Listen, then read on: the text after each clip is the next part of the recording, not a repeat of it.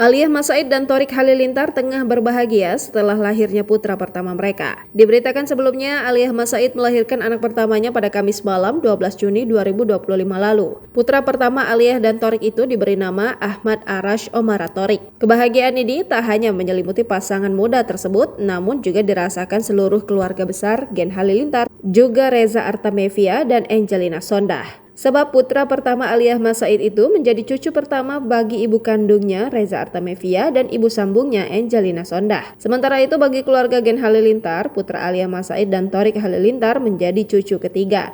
Namun cucu pertama berjenis kelamin laki-laki. Melalui unggahan Instagramnya @reza_artamevia_official pada Minggu 15 Juni 2025, sang diva membocorkan panggilan untuk ketiga nenek dari putra Aliyah Mas Said tersebut. Alhamdulillah, Enin, panggilan untuk Reza, Gada, panggilan untuk Geni Faruk, ibunda Thorik, dan Omagi, panggilan untuk Angelina Sondah. Welcoming baby Arash Omara Thorik, Masya Allah Tabarakallah, tulis Reza Artamevia sebagai caption foto dengan latar selfie dirinya bersama Geni Faruk dan Angelina Sondah.